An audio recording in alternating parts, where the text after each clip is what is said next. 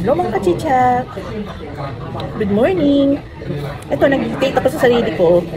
Breakfast muna ako before heading home.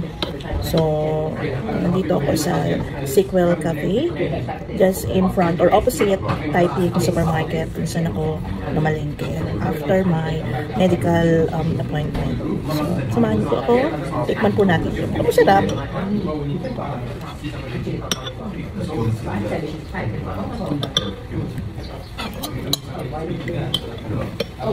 Bihira lang po ako yung talaga nag-iisa kasi usually gusto ko kasama ko yung kasama ko, pero ngayon kasi meron siyang work, so ayun.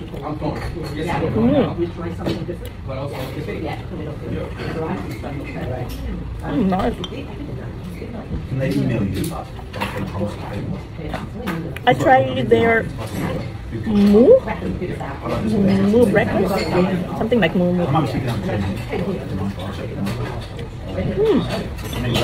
Yum.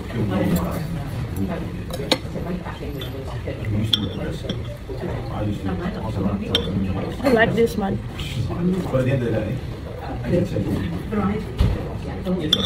Nice.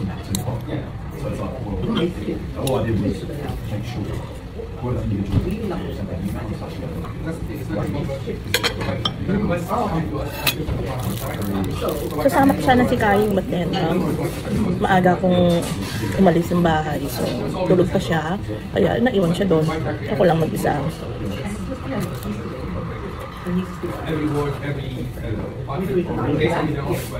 Sarap. Masarap din kung minsan mag-date ka.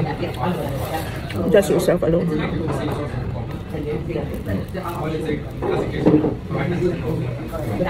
Malapit ko na yung mga magawa na makakapunta ako sa ibang malalayong lugar once na makapag-drive na ako mag-isa.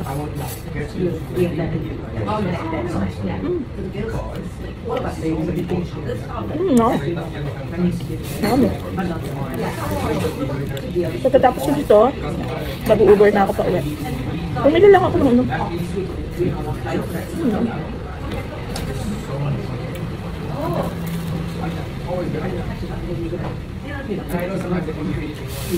Parang tikmain.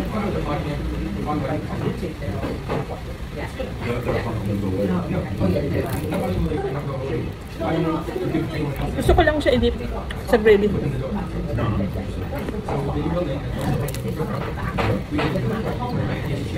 Ang sarap ng baguette nila.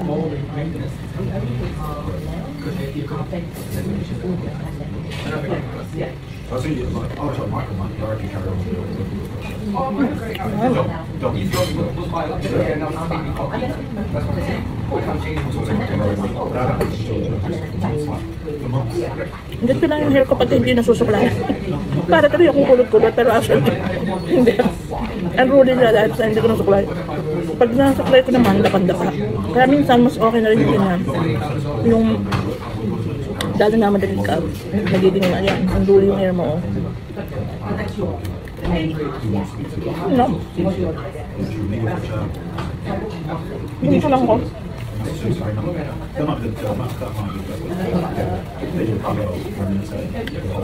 Order sana ako ng avocado. Chicken avocado salad.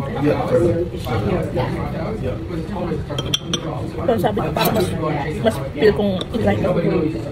Kasi lagi na ako. Breakfast ako sa cafe. So, meron akong nakita na avocado.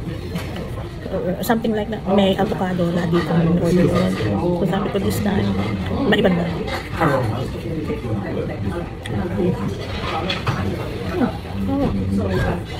Sarap.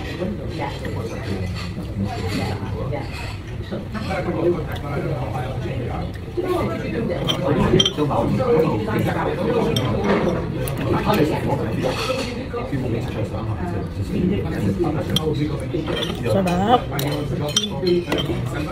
Palagi akong ganun. Sarap. Lalo na kapag kayo hindi ako nagluluto.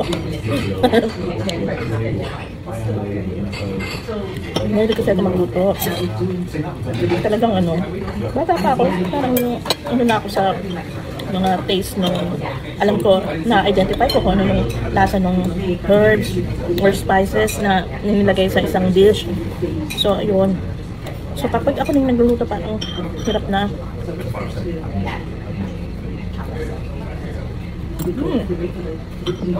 Yum.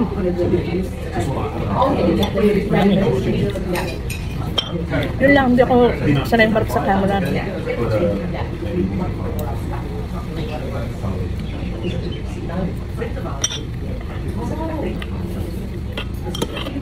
Although yun yung hilig ko, kasi yun naman ang natapos ko. Kaya lang, nung nag-aaral pa naman ako pagka may mga community activity, kami production, hindi naman ako laging yung sa front side, nung lagi ako sa production side, sa backstage.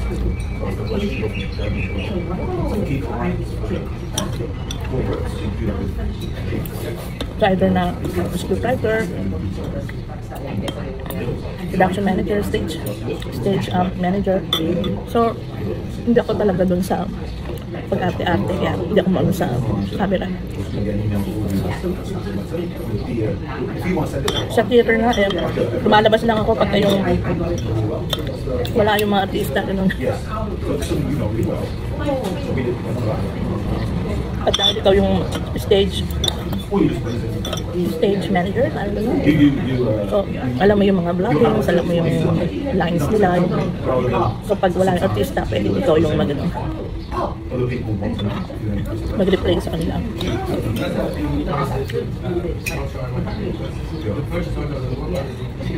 Yes. Gusto ko din yung egg.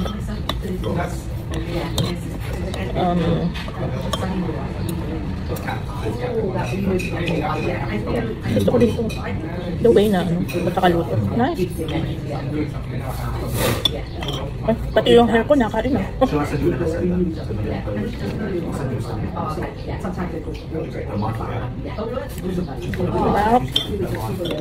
Hindi mo. Usually hindi man ako nagbe-breakfast kasi nga parang nasanay na ako na nag-breakfast.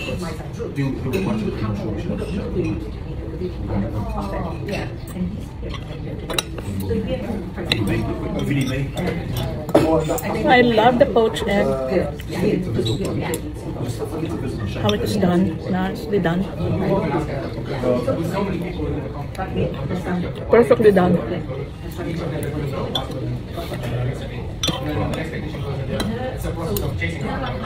I love the gravy, the sauce.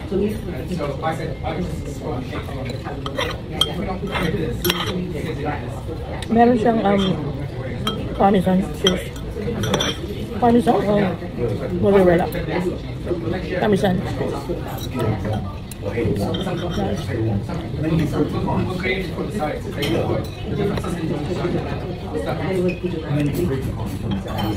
Yan pa akong bread. Nice. It's really a hearty breakfast today.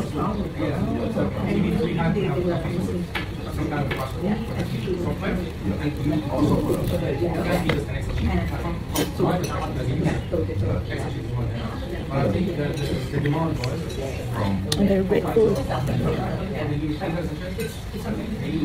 Yung mga nangyayari sa akin ngayon. Naramdaman ko na God is really with me. Hindi lang siya. Really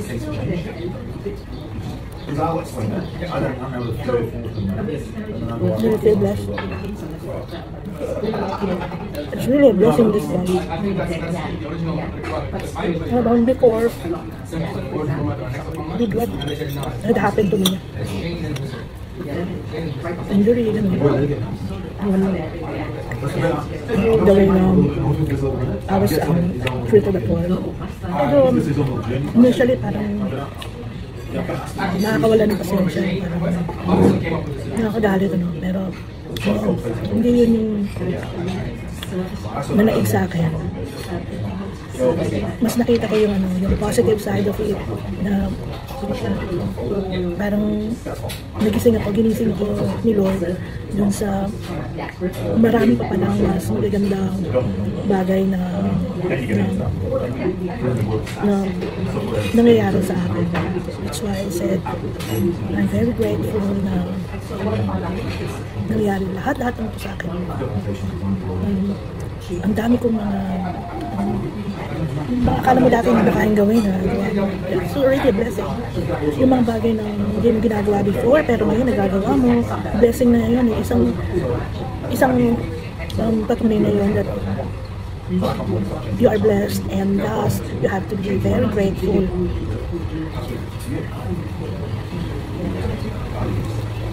So that's I don't know. yeah. Just get into the kitchen. Just get into the, that's all. Because I'm not going on. Ang dami pilit na binabagsak ka, pero nangyayari lalo kang tumataas. So, ayun. What? What ba? Ngayon yan.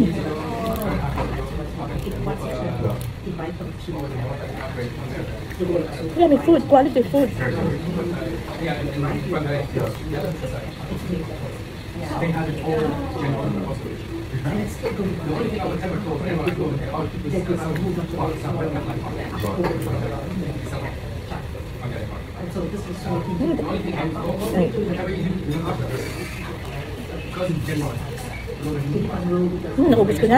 Naubos ko na yung aking 2 slices of baguette with butter.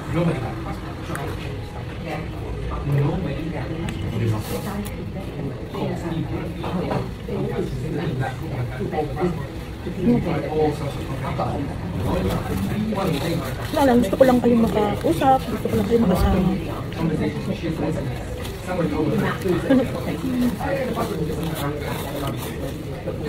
Gusto ko lang makasama yung aking mga kachicha. Oh yeah, bakit nga? Bakit pa na kachicha? Akala nung iba, chika. Meron na rin. Parang, yun na rin yung subtext niya. Chika, ang kachikahan ka, ganun. Pero chika, initially, it came from dun sa ginagawa kong chicharon. So, chicha, sabi ko, chicha. Tapos, diba, merong, ang ibig sabihin ng chicha, yung parang chicha, kain, parang eat, chibog, yung gano'n, So, sabi ko, why not? Bakit hindi yun ang gawin kong parang yung signature, greetings ko? Mga kachicha, gano'n. So, meron ka nang kasama sa pagkain mo, meron ka nang kasama habang nagluluto ka, meron ka pang kachikahan. That's why, kachicha. So, mga kachicha, samahan niyo po ako sa lahat-lahat ng mga journey ko, day in my life. Yeah. So, ayun po. Mauubos ko na. Mauubos ko na. Isang bowl. Actually, malaki siya, pero gutom na gutom ako.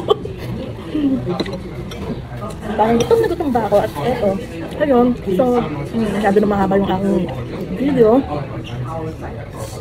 Tapusin ko na lang po.